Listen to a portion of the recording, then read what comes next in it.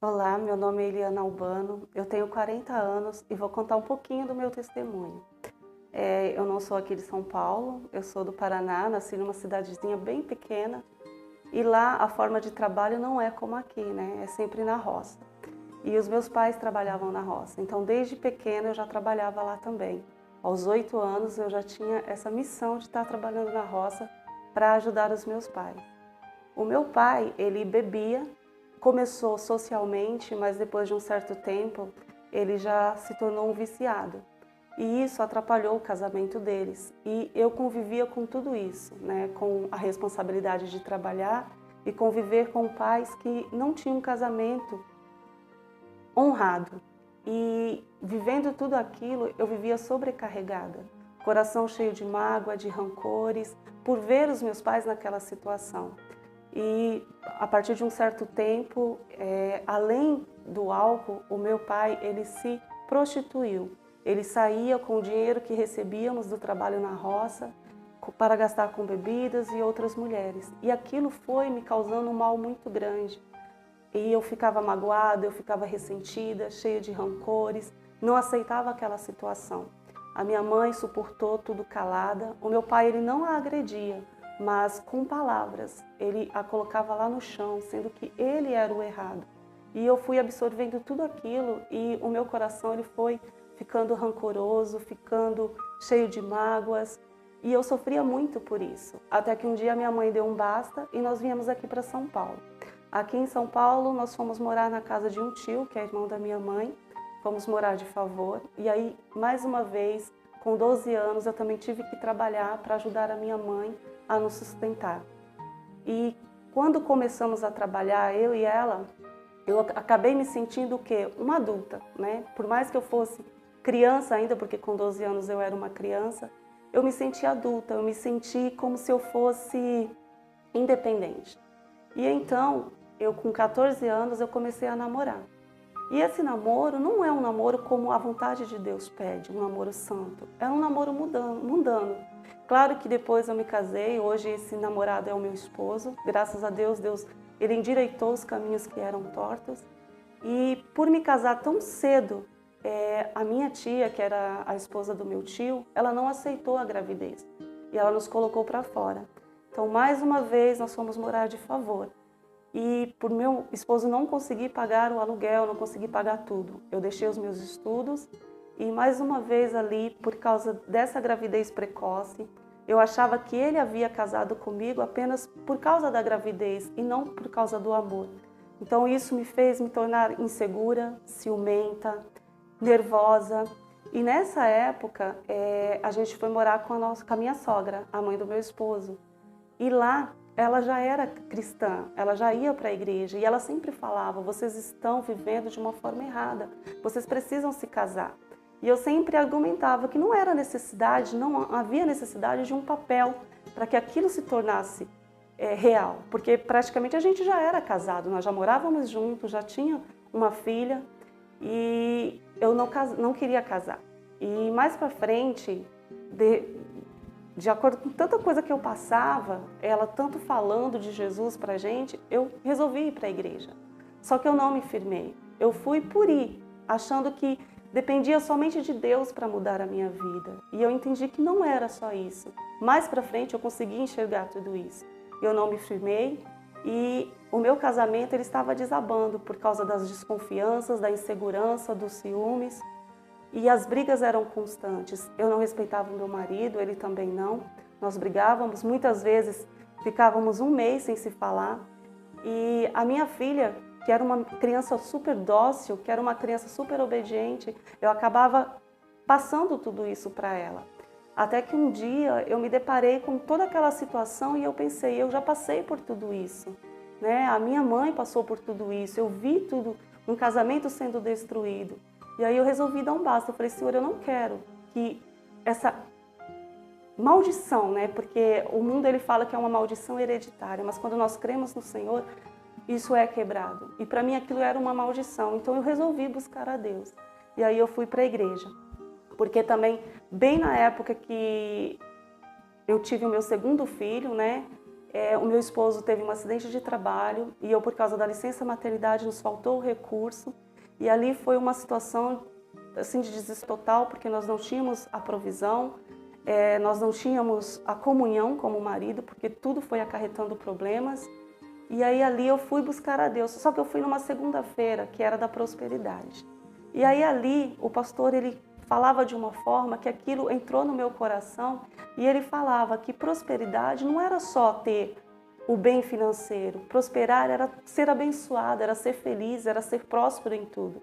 E eu não era feliz, eu era uma pessoa cheia de rancor, cheia de mágoas, cheia de ressentimentos, eu era muito nervosa, tudo, né? Tudo eu às vezes descontava na minha filha.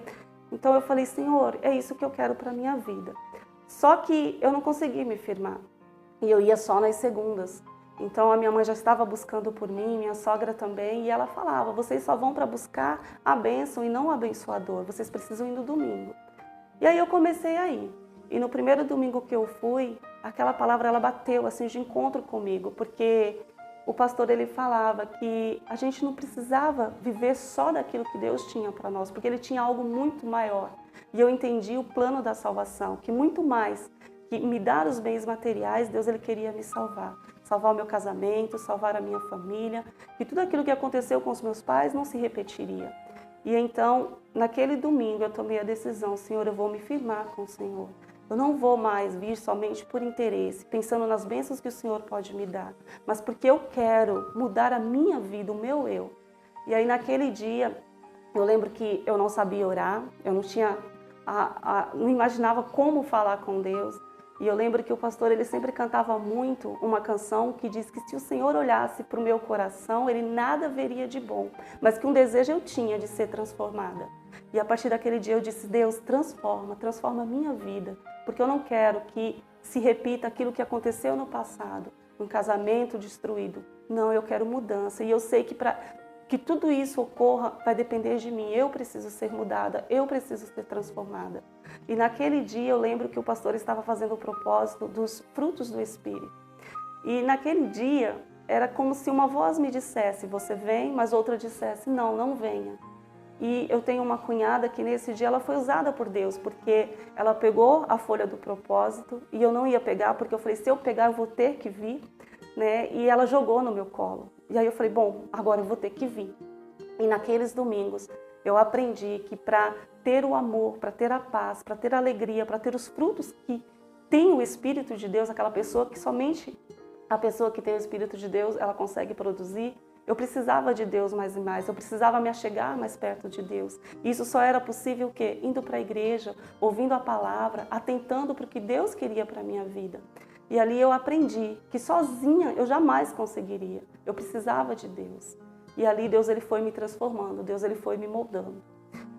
Passado um tempo eu já decidi me batizar, não demorou muito. Eu fui em dezembro para a igreja e no ano seguinte, em março, eu já me decidi me batizar. Na época eu queria